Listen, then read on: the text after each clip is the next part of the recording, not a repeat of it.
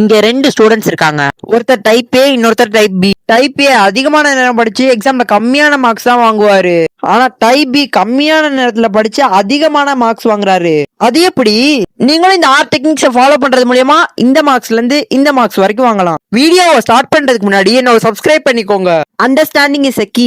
நீங்க படிக்கும்போது கான்செப்டை மெமரைஸ் பண்ணி படிக்காதீங்க, கான்செப்டை அண்டர்ஸ்டாண்ட் பண்ணி படிங்க. அப்பதான் அது உங்களுக்கு ரொம்ப நாளைக்கு ஞாபகம் இருக்கும். எல்லா சாப்டரையும் ஒரே மாதிரி படிக்காதீங்க. எந்த சாப்டர் வெயிட்டான சாப்டரா இருக்கோ அதை ஃபர்ஸ்ட் ப்ரையாரிட்டிஸ் பண்ணி படிங்க. Strategic planning. ஒரு கிளாரிட்டியான பிளான் உங்ககிட்ட இல்லைன்னா உங்க டைம் தான் வேஸ்ட் ஆகும். உங்ககிட்ட இருக்க டைம் வச்சு ஒரு ஷார்ட் ஸ்டெடி பிளான் போட்டு படிங்க.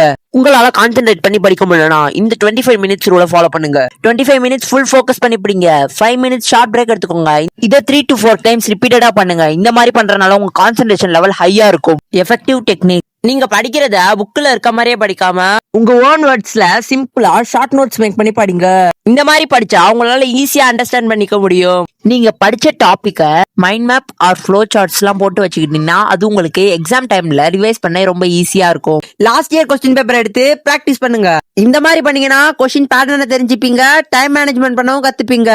இதை ஃபாலோ பண்ணி எனக்கு எக்ஸாம்ல அதிக மார்க்கும் கிடைச்சிருக்கு.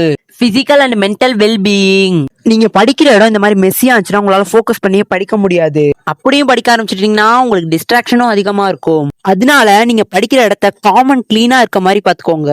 முக்கியமா நீங்க படிக்கிற இடத்துல டிஸ்ட்ராக்ஷன்ஸ் லைக் மொபைல் போன் அதெல்லாம் இல்லாத மாதிரி பாத்துக்கோங்க. நீங்க படிக்கும் போது ரொம்ப டயர்டா ஃபீல் பண்ணீங்கன்னா அண்ட் கான்சென்ட்ரேட் பண்ண முடியலன்னு தோணுச்சுன்னா இந்த ஒரு சிம்பிள் ஹேபிட்டை ஃபாலோ பண்ணுங்க. அது என்னன்னா தண்ணி குடிக்கிறது. உங்க பாடி ரொம்ப டீஹைட்ரேட் ஆகும்போது உங்க மூளை ரொம்ப ஸ்லோவா ஆகும். அதனால நீங்க படிக்கும் போது தண்ணி குடிச்சா உங்க ஃபோக்கஸ் அண்ட் கான்சென்ட்ரேஷன் இம்ப்ரூவ் ஆகும். உங்க எனர்ஜி லெவல் ரொம்ப ஸ்டேபிளா மெயின்டைன் ஆக ஆரம்பிச்சிடும். உங்க ஸ்கின் கிளியர் அண்ட் க்ளோவா மாற ஸ்டார்ட் ஆயிடும். அதனால நீங்க படிக்கும் போது எவ்ரி 20 to 30 மினிட்ஸ்க்கு ஒரு பாட்டில்ல தண்ணி வச்சு குடிங்க. Positive mind set. படிக்க ஆர்வமே இல்லைன்னா இந்த ஒரு விஷயம் தான் உங்களுக்கு தேவையானது. அதுதான் மைண்ட் செட். அதனால நீங்க படிக்கும் போது என்னால முடியும்னு பாசிட்டிவா திங்க் பண்ணி படிங்க. எக்ஸாம் ஒரு சேலஞ்சா எடுத்துக்கோங்க, ஸ்ட்ரெஸ்ஸா எடுத்துக்காதீங்க. ஏன்னா எக்ஸாம் வாழ்க்கை கிடையாது. ஃபெய்மென்ட் டெக்னிக். நீங்க படிச்சது மறந்து போகுதா இல்ல டாபிக் புரிஞ்ச மாதிரி ஃபீல் ஆகுதா, எக்ஸாம் டைம்ல உங்க மைண்ட் பிளாங்க் ஆகுதா, அப்போ நீங்க ட்ரை பண்ண வேண்டிய டெக்னிக் தான் ஃபெய்மென்ட் டெக்னிக். ஃபெய்மென்ட் டெக்னிக் ரொம்பவே சிம்பிள். ரிச்சர்ட் ஃபெய்மனுங்கிறவர் யூஸ் பண்ண மெத்தட் தான் அது. கான்செப்ட் என்னன்னா, நீங்க படிச்ச ஒரு டாபிக்கை வேற ஒருத்தவங்களுக்கு எக்ஸ்பிளைன் பண்ணிட்டீங்கன்னா நீங்க அந்த டாபிக்கை அண்டர்ஸ்டாண்ட் பண்ணிட்டீங்கன்னு அர்த்தம். இந்த மெத்தட பண்ண 4 ஸ்டெப்ஸ் இருக்கு. ஸ்டெப் 1, ஒரு டாபிக்கை சூஸ் பண்ணி படிங்க. ஸ்டெப் 2, இப்போ அந்த டாபிக்கை ஒரு சின்ன பையன்கிட்ட சிம்பிள் வேர்ட்ஸ்ல எக்ஸ்பிளைன் பண்ணுங்க.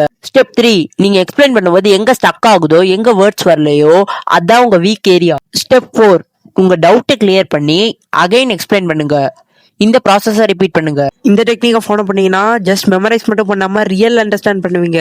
இந்த வீடியோல சொன்ன 6 டெக்னிக்கையும் கன்சிஸ்டன்டா ஃபாலோ பண்ணுங்க. இதே மாதிரி கண்டென்ட்ஸ் எல்லாம் பார்க்கணும்னா இன்னும் சப்ஸ்கிரைப் பண்ணிக்கோங்க.